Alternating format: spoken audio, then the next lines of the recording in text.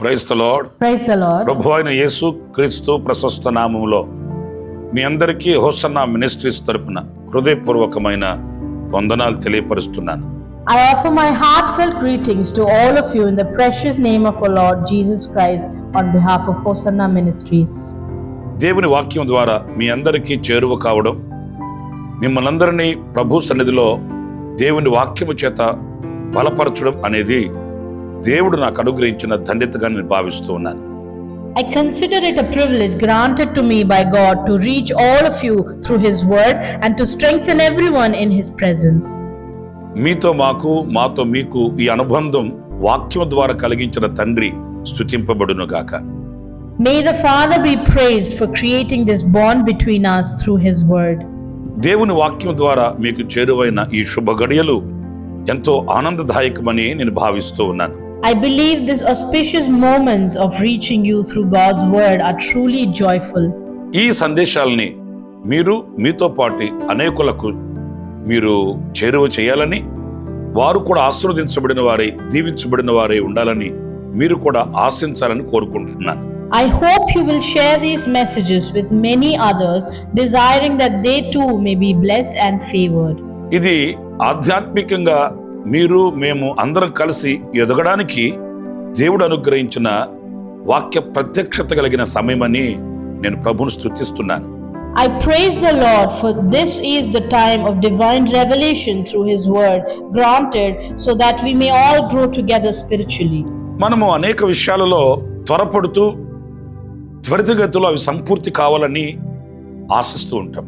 We often hurry in many matters, hoping for them to be completed quickly.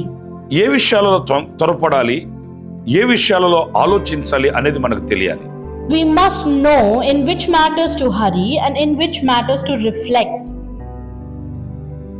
అనవసరమైన విషయాలలో త్వరపడడం, అవసరమైన విషయాలలో జాప్యం చేయడం అనేది తగదు. It is not at all right to rush into unnecessary things while delaying what is truly important. సొదొమ గొమొర్రా పట్టణంలో లోతు ఉండిపోయాడు. దేవదూతలు లోతు కుటుంబాన్ని దర్శించడానికి, లోతుని రక్షించడానికి సొదొమ గొమొర్రా పట్టణానికి వచ్చారు. Lot remained in the city of Sodom and Gomorrah. Angels came to the city of Sodom and Gomorrah to visit Lot and his family and to save them. వారు లోతుతో చెప్పిన చక్కటి విషయాన్ని ఈనాడు మనం పరిశుద్ధ గ్రంథంలోంచి చదువుదాం. Let us read from the Bible today the wonderful message they shared with Lot. లోతు కుటుంబాన్ని చేపట్టి బయటకు తీసుకుని వచ్చారు. They took hold of Lot and his family and brought them out. తప్పింపబడిన వీరితో దేవదూతలు చెప్తున్న మాట ఇది. These are the words the angels spoke to these who were saved and delivered. ఆదికాండం 19వ అధ్యాయం 22వ వాక్యం. Genesis chapter 19 verse 22. నీవు త్వరపడి అక్కడికి తప్పించుకుని పొమ్ము, నీవు అక్కడ చేరు వరకు నేనేమీ చేయలేనెను. Escape there quickly, for I can do nothing till you arrive there. ప్రియులారా, ఈ వాక్య భాగంలో మనం గమనించినప్పుడు, Dearly beloved, as you observe this portion of the scripture, నీవు త్వరపడి అక్కడికి తప్పించుకుని పొమ్ము. Escape there quickly. దేవుడు అతనిని కనికరించిన సమయము, కటాక్షించిన శుభ సమయం. It was the auspicious moment when God showed him mercy and favored him with His grace. భయంకరమైన ఉపద్రవంలో నుంచి, అగ్ని గంధకాలు కురిసే ఆ చోటు నుంచి దేవుడు అతనిని తప్పించి రక్షించాడు. God saved him from the terrible catastrophe where fire and brimstone rained down. ఇది జాప్యం చేసే, ఆలోచించే సమయాన్ని తీసుకునే సమయం కాదు ఇది. This is not the time to delay or take time for second thoughts. నీవు అక్కడికి పారిపోము, నువ్వు తప్పించుకొని అక్కడికి వెళ్ళి కాపాడబడతావు అన్నప్పుడు వెంటనే అతడు కృతజ్ఞత కలిగిన వాడై వారికి కృతజ్ఞత తెలియపరిచి అక్కడి నుంచి వారు చూపించిన స్థావరానికి వెళ్ళవలసిన వాడు. When told to escape there quickly, he should have immediately shown his gratitude and departed from the place they directed him. జాప్యం చేశాడు, ఆలోచించాడు, ఆలస్యం చేశాడు. He lingered, he hesitated, and he delayed. అతడు కోరుకున్న స్థావరాన్ని అతడు తెలియపరిచాడు. He expressed the place of shelter he desired. దైవ చిత్తానికి, దైవ ఆలోచనలకి, దేవుని ప్రణాళికకి విరోధిగా అతను నడిపించబడ్డాడు. అందుకే లోతు గోతులో పడ్డాడు. He acted contrary to God's will, God's thought, and God's plan. As a result, Lot fell into a pit. దేవుని కటాక్షం మనల్ని చేరినప్పుడు, దేవుని ఆలోచన మనకు వివరింపబడినప్పుడు ఎప్పుడు కూడా మనం ఆలస్యం చేయకూడదు. When we receive God's grace and His plan is revealed to us, we should never procrastinate. ఇప్పుడు కాదు రేపు, రేపు కాదు మర్నాడు, ఈ సంవత్సరం కాదు వచ్చే సంవత్సరం, ఇలాగ కొంతమంది తడువు చేస్తూ వెళుతుంటారు. Not today but tomorrow, not tomorrow but the day after, not this year but next year. This is how some people keep pushing things. అది మనకు ఆశీర్వాదం కాదు. That's not a blessing for us. అది ఎన్నటికీ మనకు దీవెనకరం కాదు. It will never be a blessing for us. ఈ వాక్యంలో చెప్పబడినట్లు త్వరపడి చేయవలసిన కార్యక్రమాలు అవన్నీ. As in this verse, all of these things must be done quickly. త్వరపడి మన పితరులు చేసిన కొన్ని కార్యాలను నేను మీ ముందు పెడతాను. I'll share with you some instances where our forefathers acted quickly. ఆదికాండం 18వ అధ్యాయం 6-7 వాక్యాలు చదివినప్పుడు, Genesis chapter 18, when we read the verses 6 and 7, Abraham గుడారములోనున్న సారా యొద్దకు త్వరగా వెళ్ళి, నీవు త్వరపడి 3 మానికల మెత్తని పిండి తెచ్చి పిసికి రొట్టెలు చేయమని చెప్పెను. So Abraham hurried into the tent to Sarah. Quick, he said, get 3 seahs of finest flour and knead it and bake some bread. దేవదూతలు అబ్రహాముకు కనిపించారు. Angels appeared to Abraham. ఆయన వెనువెంటనే వారి యొద్దకు వెళ్ళి వాళ్ళ బతిమాలుకొని ఇంటికి తీసుకొచ్చుకున్నాడు. He went immediately, pleaded with them and brought them into his house. తన ఇంటికి దేవదూతలు వచ్చారు, అక్కడ కూర్చుండ పెట్టాడు. ఇప్పుడు ఆయన ఎలా ప్రవర్తిస్తున్నాడు అనేది కీలకమైన విషయం. Angels came to his house and he sat them down. Now the crucial matter here is to look at his behavior in that moment. ప్రియమైన సహోదరులారా, వృద్ధాప్యములో ఉన్న అబ్రహాము త్వరగా వెళ్ళి త్వరపడి 3 మానికల పిండి మెత్తని పిండి తెచ్చి రొట్టెలు కాల్చమని త్వరగా ఆయన త్వరపడుతున్నాడు. సారమ్మ తల్లికి కూడా చెప్తున్నాడు, నీవు త్వరపడి విందుని ఆహారాన్ని సిద్ధం చేయమని ఆజ్ఞాపిస్తున్న వ్యక్తిగా మనకు కనిపిస్తాడు. Dear ones, we see Abraham, even in his old age, acting quickly himself and also rushing Sarah to take 3 measures of the finest flour and bake bread. ఈ 7వ వాక్యంలో కూడా మనం గమనించినప్పుడు, when we look at the 7th verse, we can also see, మరియు అబ్రహాము పశువుల మందకు పరిగెత్తి ఒక మంచి లేత దూడను తెచ్చి పరిగెత్తి, చూడండి ఆ త్వరపడే మనసు చూడండి. then he ran to the herd and selected a choice tender calf. He ran. Look at the spirit of urgency. చాలా మంది పనివారు ఉన్నారు ఆ ఇంట్లో. There's many helpers in that house. ఆయన ఆజ్ఞాపిస్తే వెనువెంటనే చేసేవాళ్ళు ఉన్నారు. There were people ready to act on his orders immediately. ఆయన ఒక యజమానుని స్థానంలో ఉన్నాడు. He's in the position of a master. ఆయన అక్కడ కూర్చొని ఎవరితో చెప్పినా పని చేస్తారు. He could have sat there and told anyone, they would have done it. కానీ దానికి ఇష్టపడట్లేదండి. But he didn't prefer that. స్వయాన ఆయన నేను పరిచర్య చేయాలి, నేను ఆశీర్వాదానికి యోగ్యుడిని కావాలి, ఈ ఆశీర్వాదాన్ని నేను చేజార్చుకోకూడదు అనే ఆసక్తి కలిగిన వ్యక్తిగా మనకు కనిపిస్తాడు. He personally feels, I must serve, I must be worthy of the blessing, and I must not let this blessing slip away. He appears as a man not willing to let go of this blessing. ఎందుకు ఈయనకి ఈ ఆసక్తి దేని కొరకు అంటే, పరిచర్య చేయాలి, ఆ పరిచర్య మూలాన కలిగే ఆశీర్వాదాన్ని పొందుకోవాలి అనే ఆసక్తి కలిగిన వాడై త్వరపడుతున్న వ్యక్తిగా మనం ఇక్కడ గుర్తించాలి. What was the reason for such earnestness? He was eager to serve and to receive the blessing that comes from that service. We should recognize him as a man who acted with great urgency. ప్రియులారా, మీరు ఒకసారి ఆలోచించండి, ఇలాంటి దైవ సంబంధమైన వాటి మీద మనం ఆసక్తి కలిగి త్వరపడి చేయగలుగుతున్నామా? Beloved, think about it. Do we have the same passion for divine things, and are we able to carry them out with such urgency? మన నోటి మాటకు నిలకడ ఉండదు. Our words lack stability. మన ఆలోచనలు నిలకడగా ఉండవు. Our thoughts lack stability. మనం చెప్పిన మాట అప్పుడే మర్చిపోతాము. We forget what we say right after we say it. నేను ఇలా చెప్పాను, దానిని త్వరగా చేయాలి అని, కానీ that I said this and I should do it quickly. దేవుడు నాకు అవకాశం ఇచ్చాడు, జాప్యం చేయకూడదు అని, కానీ or that God gave me a chance, so I shouldn't delay it. నేను ఆసక్తి కలిగి త్వరగా ఈ పని చేసినప్పుడు దేవుడు కూడా నన్ను ఆయన ఆలస్యం లేకుండా ఆశీర్వదిస్తాడన్న వివేకం మనకు ఉండదండి. We aren't wise enough to realize that when we work with earnestness and urgency, God will bless us just as quickly. అందుకే ఆశీర్వాదాలన్నీ దూరం అయిపోతుంటాయి. That's why we keep missing out on our blessings. దీవెనలన్నీ మనకు దూరాన నిలబడి ఉంటాయి. Blessings stay far away from us. పరిశుద్ధ గ్రంథంలో మనకు Hannah తల్లి తెలుసు. We know Hannah from the Bible. ఆమె ఏటేటా వచ్చేదట, కన్నీళ్లు కార్చి ప్రార్థన చేసుకుని వెళ్ళేదట. She used to come every year, pray with tears and then go back. అయితే ఆ సంవత్సరం ఏం చేసింది? దేవుని మందిరానికి వచ్చి కన్నీళ్లు కారుస్తూ ప్రార్థన చేస్తూ ఆమె ఎన్నడూ పలకని ఒక మాట పలికింది. But what did she do that year? Coming to the house of God, weeping in prayer, she said something she had never said before.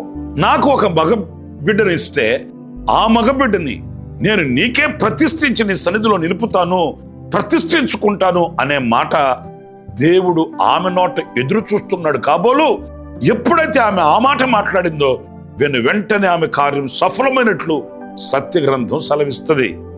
If you give me a son, I will dedicate him to you and lead him in your presence.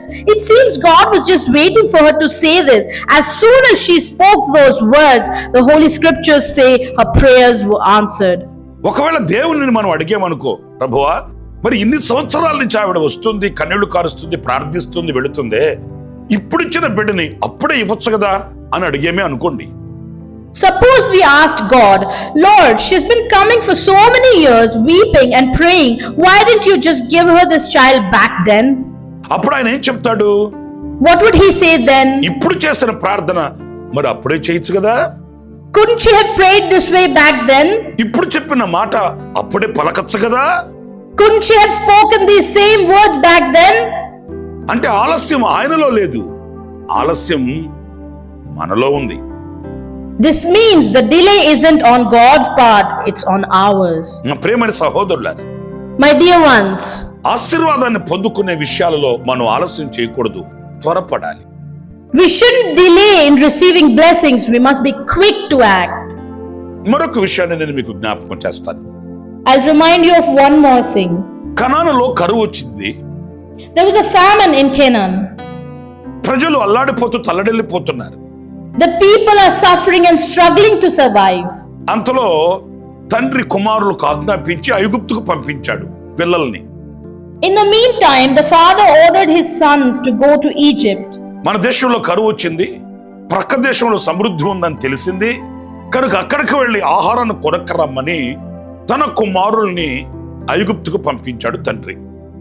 Knowing there was a famine in our land and abundance in a neighboring country, the father sent his sons to Egypt to buy some food. ఈ పంపబడిన కుమారులు ఐగుప్తుకు వెళ్లి ఆహారాన్ని కొనుక్కోవడానికి అధికారి దగ్గరికి వెళ్లారు. These sons went to Egypt and went to the official to buy some food. ఈ సహోదరులలో ఒకడైన యోసేపే, స్తోత్రం కలుగునుగాక. It was Joseph, one of these very brothers, praise God. ఈ చరిత్ర మీకు అంత బాగా తెలిసిన చరిత్ర. You're very well aware of this history. యోసేపు కాసేపు వారితో ఎవరో తెలియదు అన్నట్లుగా మాట్లాడినప్పటికీ, Even though Joseph acted like a stranger at first, యోసేపు ఇక ఉండబట్టలేక తన సహోదరులు పట్టుకొని కన్నీళ్లు కార్చి ఏడ్చి ప్రలాపించాడు. he eventually couldn't hold back himself any longer. He held his brothers, broke down into tears, weeping. వారు ఒకరినొకరు గుర్తించుకున్నారు, కన్నీళ్లు మయమైపోయింది. ఆ తర్వాత యోసేపు తన సహోదరులతో చెప్తున్నాడు. They recognized each other, cried together, and later Joseph spoke to his brothers. ఆదికాండం 45వ అధ్యాయం Genesis chapter 45. 9వ వాక్యాన్ని నేను చదువుతున్నానండి. I'm reading the verse 9. మీరు త్వరగా నా తండ్రి యొద్దకు వెళ్ళి అతనితో, నీ కుమారుడైన యోసేపు దేవుడు నన్ను ఐగుప్తు దేశమంతటికి ప్రభువుగా నియమించెను, నా యొద్దకు రమ్ము, అక్కడ ఉండవద్దు. చూడండి ఈ వాక్య భాగంలో, Now hurry back to my father and say to him, this is what your son Joseph says. God has made me Lord of all Egypt. Come down to me, don't delay. Look at this verse. యోసేపు తన సహోదరులతో చెప్తున్నాడు, Joseph is saying this to his brothers. మీరు త్వరగా నా తండ్రి యొద్దకు వెళ్ళి, Hurry back to my father. నేను ఐగుప్తు దేశాన్ని ఏలుతూ ఒక అధికారిగా ఒక ఉన్నత స్థానములో ఉన్నానని తెలియపరిచి, That I am ruling the land of Egypt and held a high position as an official. నా యొద్దకు త్వరగా తీసుకొని రమ్మని ఇక్కడ సెలవిస్తున్నట్టు మనకు కనిపిస్తుంది. We can see here that he told them to bring him to him quickly. ఎందుకు త్వరగా తండ్రి యొద్దకు వెళ్ళి తండ్రిని తీసుకొని త్వరగా నా యొద్దకు రమ్మంటున్నాడు? Why was he in such a hurry? Why did he want his father to come to him quickly? కరువు విలయతాండం చేస్తుంది. The famine is creating a havoc everywhere. ఆకలి దప్పులు తీర్చుకోలేని ఆకలి చేత అల్లాడిపోతున్నారు. People are suffering and starving from an unquenchable hunger. చూద్దాంలే, Let's see what happens. వెళదాంలే, We'll go later. ఆలోచిద్దాంలే, Let's think about it. నలుగురు సలహా తీసుకుందాంలే. Let's consult some people for అలా advice. జాప్యం చేయడానికి ఇది సమయం కాదండి. This is not the time for such delays. ఇక కన్నీళ్లు కార్చిన కాలం చాలు. Enough of crying now. ఇబ్బంది పడిన కాలం ఇక చాలు. Enough of suffering. దేవుడు ఒక మార్గం సరళం చేశాడు. God has cleared a way. దేవుడు మంచి అవకాశం ఇచ్చాడు. God has provided a wonderful opportunity. ఇక అక్కడ ఉండకూడదు. We shouldn't stay there anymore. దేవుడు అవకాశం ఇచ్చి మార్గం సరళం చేసి చక్కటి ఆలోచన ప్రత్యక్షపరిచినప్పుడు ఇంకా కూడా తడువు చేస్తూ అక్కడే నిలిచి ఉండడం చాలా భయంకరమైన పరిస్థితికి దారితీస్తుంది. When God gives an opportunity, clears the path, reveals a wonderful plan, staying back, continuing to hesitate will lead to a terrible situation. దేశంలో కరువు విలయతాండం చేస్తుంది. Famine is ravaging the country. ప్రజలలో నెమ్మది లేదు. There's no peace among the people. ప్రజలలో సంతోషం లేదు. There's no joy among the people. కన్నీరు అన్నపానములుగా భుజిస్తున్నటువంటి కష్ట పరిస్థితులు ఎదురయ్యాయి. They have come to consume tears as food as they face such extreme hardships. ఇక తడువు చేయడం ఏంటి? Why continue to delay? అక్కడ నుండి త్వరగా రండి అని పిలుస్తున్నాడు. He's calling, saying, come quickly from there. మనలో కూడా చాలా మంది Many of us also కన్నీళ్లతోనే కాపురం చేస్తుంటారు. are living lives filled with tears. కొదువలలోనే కుమిలిపోతుంటారు. They're suffering because of their deprivations. వ్యాధులలోనే వ్యధ చెందుతుంటారు. They continue to suffer with diseases. కానీ ఎందుకో కానీ దేవుడు వారికి చూపించే మార్గంలోనికి రారండి. But for some reason, they won't follow the path God shows them. దేవుడు వాళ్ళ ఆకలి తీర్చాలని, వాళ్ళని పోషించాలని, వారిని వారి పిల్లల్ని సుభిక్షతో ఉండాలని ఆయన ఎంత గొప్ప ప్రణాళిక సిద్ధపరిచినా కూడా ఆ చోటు విడిచి కదలి రారే. Even though God has prepared such a great plan to satisfy their hunger, provide for them, ensure that children live in prosperity, they still refuse to leave that place. నా ప్రియమైన సహోదరులారా, వారు అక్కడి నుంచి వచ్చారు.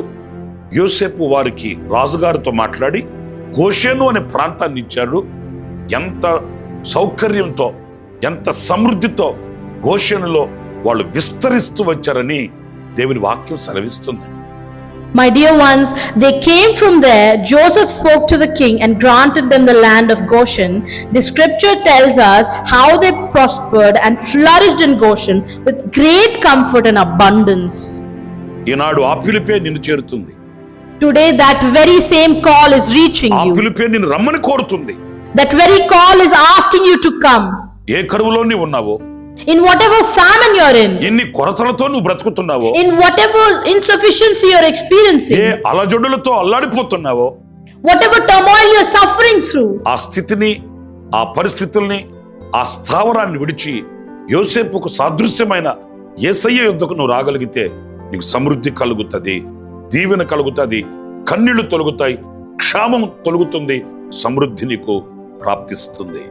if you can leave those conditions behind and come to Jesus, of whom Joseph is a symbol, you will find abundance, you will be blessed, your tears will be wiped away, your troubles will vanish, and you will attain true prosperity. చివరగా మరొక మాట నేను మీకు జ్ఞాపకం చేస్తాను.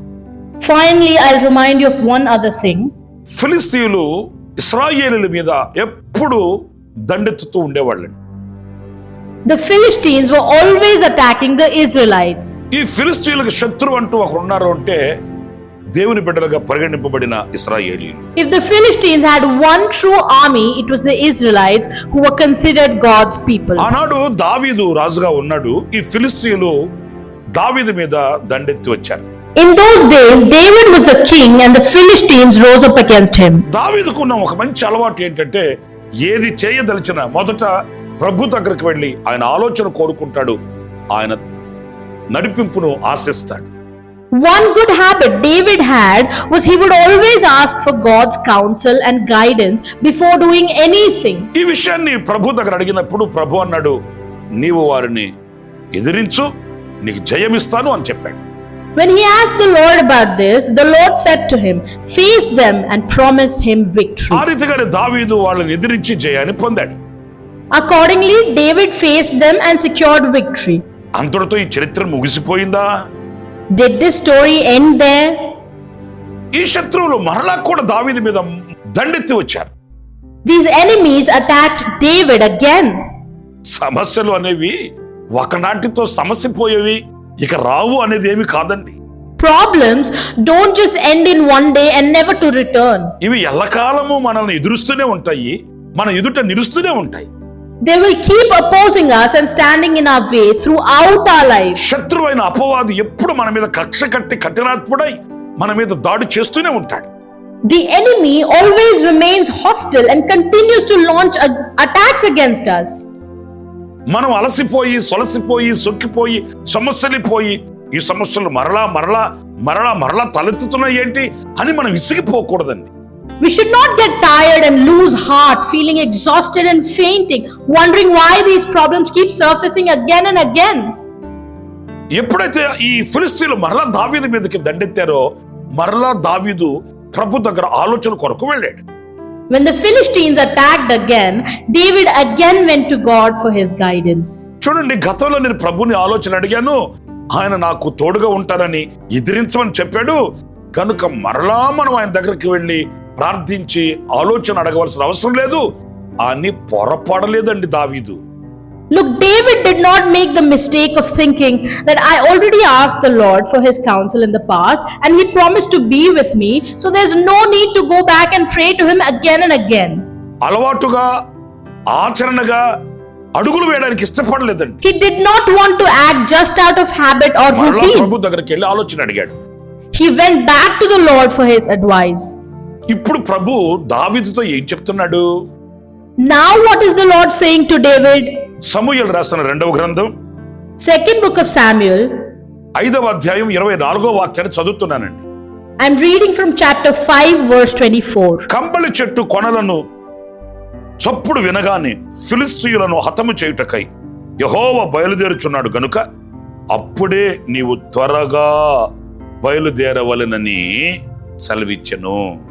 As soon as you hear the sound of marching in the tops of the poplar trees, move quickly, because that will mean the Lord has gone out in front of you to strike the Philistine army.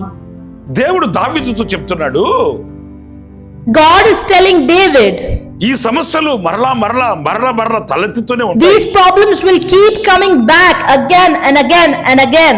శత్రువు మౌనంగా కూర్చొని ఉండేవాడేమీ కాదు. The enemy would not just sit quietly. తనదైన శైలిలో నీపై విరుచుకుపడుతూనే ఉంటాడు. He will keep lashing out at you in his own way. ఇప్పుడు నువ్వేం చేస్తావు? What will you do now? కంబళి చెట్టు క్రిందకి వెళ్ళి కూర్చో. Go sit under the poplar trees. ప్రశాంతంగా ఉండు. Be calm. కలవరపడవద్దు. Do not worry. ఏం జరుగుతుందో ఏమవుతుందో అనే ఆందోళన అవసరమే లేదు. There's no need to be anxious about what's happening or what might happen. ముందు నీ మనసుని కుదుటపాటు చేసుకో. First, calm your mind. మనసులో ఉన్న కలవరాలన్నీ తీసివేసేయి. Cast away all the worries of your mind. ప్రశాంతంగా నిమ్మలంగా నువ్వు స్థిరంగా ఉండు. Stay calm, composed and steady. నేను వస్తాను. I నేను will బయలుదేరి come. వచ్చుతున్నప్పుడు ఆ కంబళి చెట్ల చప్పుడు, ఆ కొనల ఆకుల చప్పుడు వినగానే నీవు త్వరపడి బయలుదేరి రావాలి. When you hear the sound in the tops of the poplar trees, as I am coming, you must move quickly.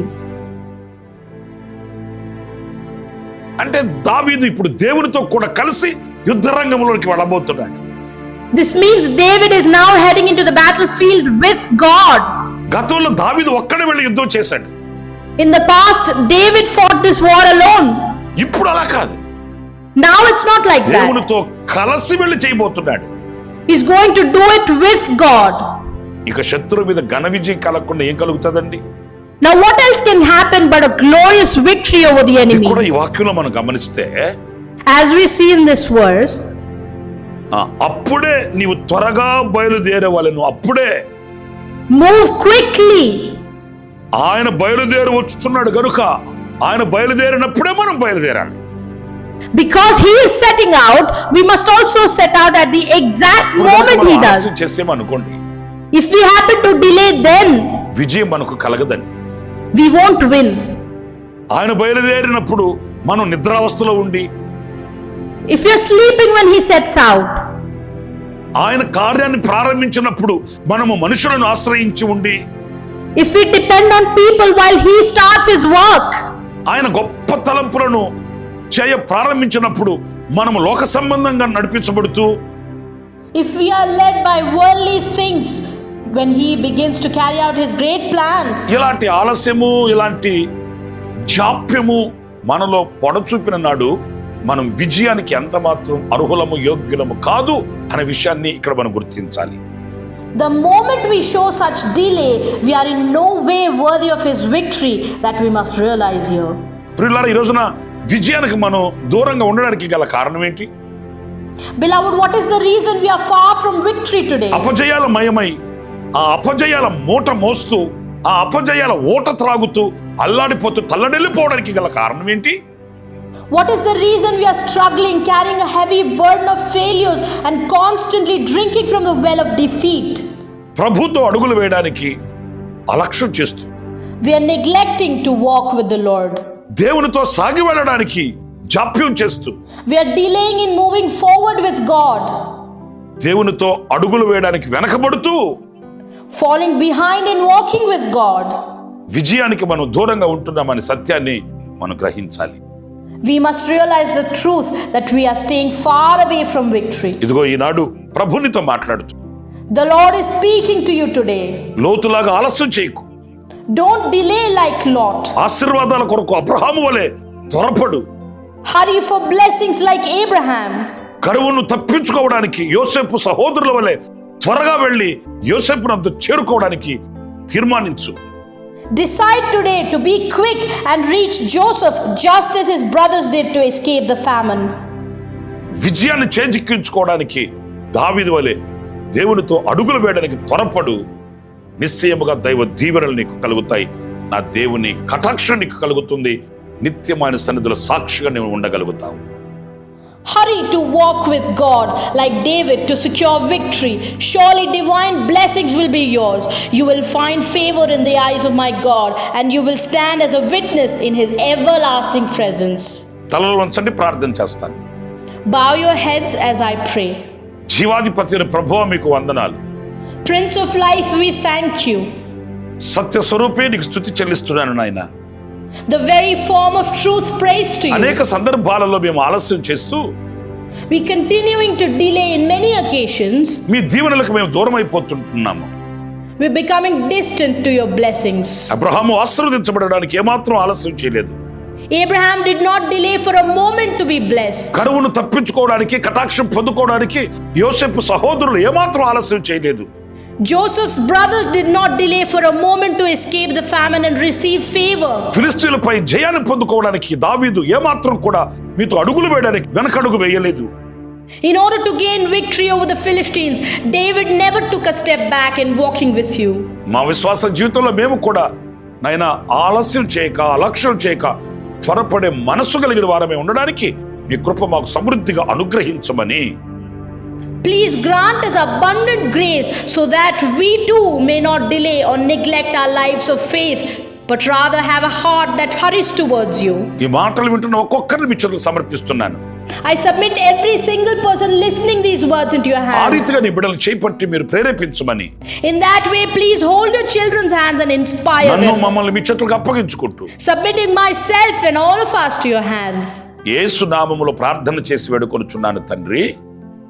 In Jesus' name we pray and plead, Father. Amen. Amen. ప్రభు మిమ్మల్ని అందరినీ ఆశీర్వదించి దీవించి కరుణా కటాక్షములతో నింపునుగాక. ఆమేన్. May the Lord bless you and fill you with his grace and favor. Amen. For daily Word of Grace messages and for more spiritual messages, please subscribe to our YouTube channel, Pastor Ramesh, Hosanna Ministries.